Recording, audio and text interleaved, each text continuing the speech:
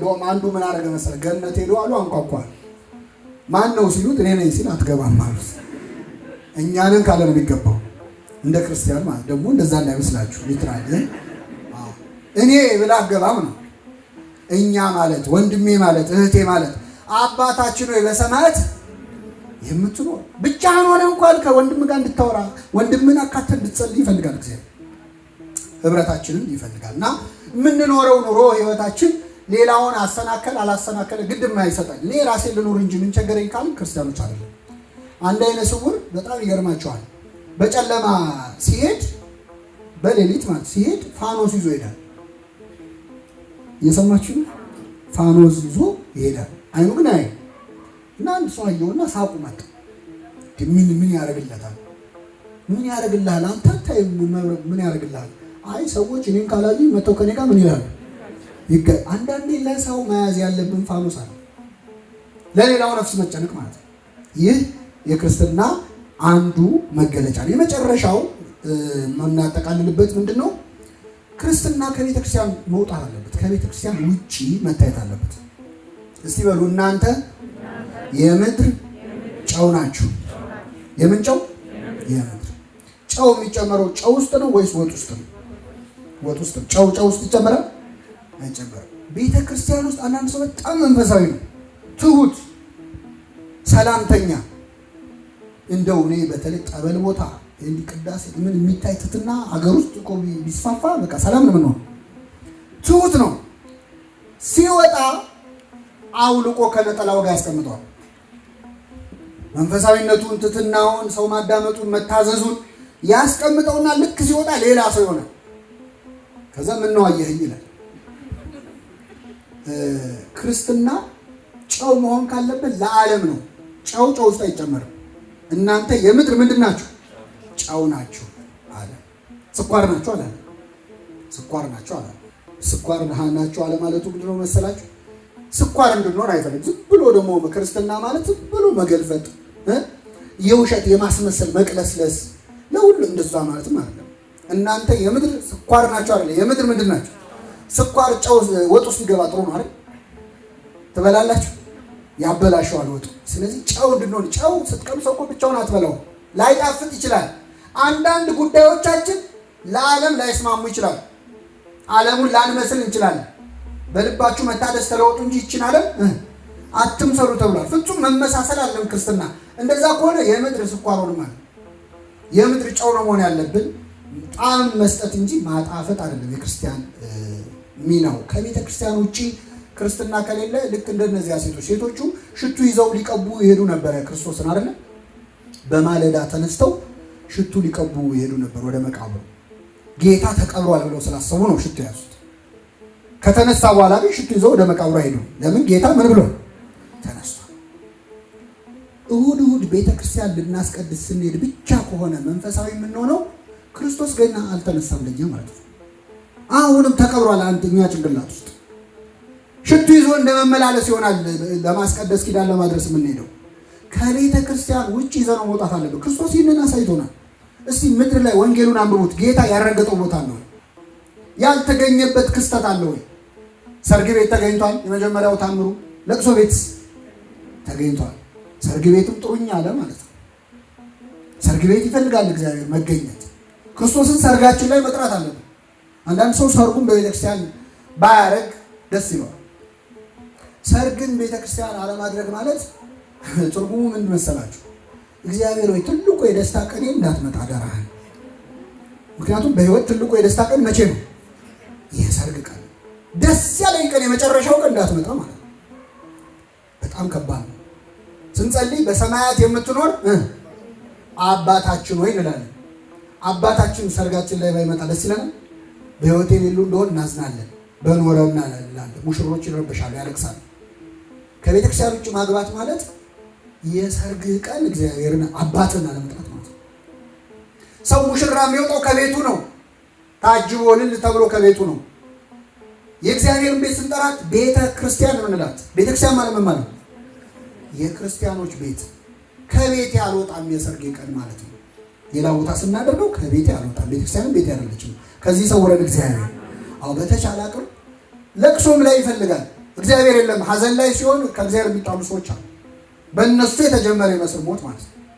አትዘኑ አይልም እግዚአብሔር፣ ግን ከመጠን ያለፈ ተቃውሞ መኖር የለበትም። ክርስቶስ ሰርግ ቤት ተገኝቷል፣ ለቅሶ ቤትም ተገኝቷል፣ ሐዘንተኞች ጋርም ተገኝቷል፣ አጽናንቷል፣ አልቅሷል። አብሮ እንደሚያስነሳው እያወቀ አለቀሰ ለአልዓዛር። ይሰማዋል ማለት ነው የኛ ሐዘን። አያችሁ ሲያለቅስ አዩና እንዴት ይወደዋል አሉ። እንባውን አፈሰሰ። እንዴት ቢወደው ነው አሉ። ግን እሱ እንባውን ብቻ አይደለም ለሁላችን ምኑን አፍስሷል? ዓርብ ዕለት ደሙን ጭምር አፍስሷል። ለአልዓዛር ያለቀሰ ጌታ ለሁላችን ደግሞ ደሙን አፍስሷል። ክርስቶስ ሕሙማን ጋር ነበር።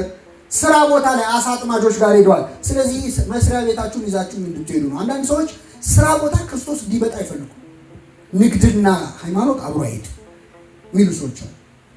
ልክ ቤተክርስቲያን ጥለነው ማለት ነው የምንሰራው ቢዝነስ ላይ የምንማረው ትምህርት ላይ እንዲመጣ አንፈልግም፣ ሂድልን አሉት ይላል ክርስቶስ። እንደዚህ በወንጌል ውጣ ከከተማ ውጣልን አሉት። የምናስወጣዋለን።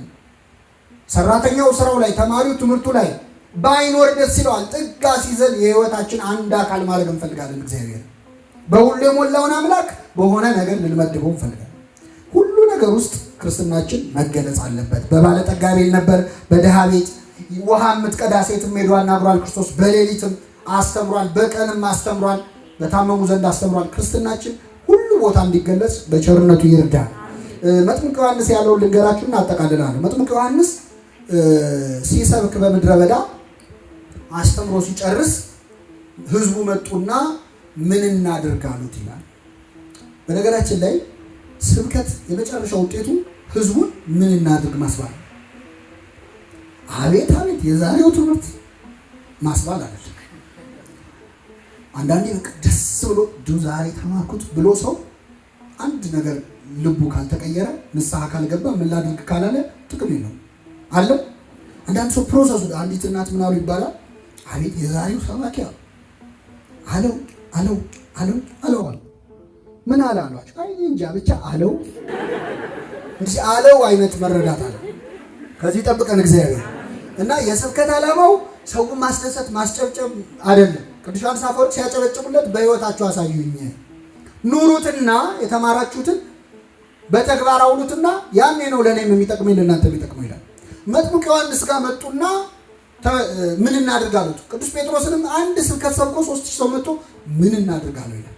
በአንድ ስብከት 3000 እኛ በ3000 ስብከት አንድ ሰው ምን እናድርግ አላስባለም። እና ምን እናድርግ ሲሉት መጥምቅ ዮሐንስ በሉ እንደኔ ጠፍር ለብሳችሁ የግመል ፀጉር ለብሳችሁ መንኑ አላሉ። እሱ መናኝ ነው ቢልም ያምርበታል አይደል? ባህታዊ ነው። ግን ሰው ሁሉ እንዲመነኩስ አይደለም እግዚአብሔር ጥሪው። እንደየስራቸው መደበላቸው። ህዝቡን ምን እናድርግ ሲሉት ሁለት ልብስ ያለው ለሌላው አንዱን ይስጥ፣ ምግብም ያለው እንደዚሁ ያድርግ መጽውቱ አላቸው። ቀራጮች መጡ፣ የቀረጥ ስራ ቢሰሩ ሰዎች ደግሞ እኛስ ምን እናድርግ አሉት። ከታዘዘላችሁ በላይ አትውሰዱ፣ ጉቦ አትብሉ፣ የሰው ገንዘብ አትውሰዱ፣ ከታዘዘላችሁ በላይ። ወታደሮች መጡ፣ ጭፍሮች ይላቸዋል። ጭፍሮችም መጥተው መጥምቅ ዮሐንስን ምን እናድርግ አሉት።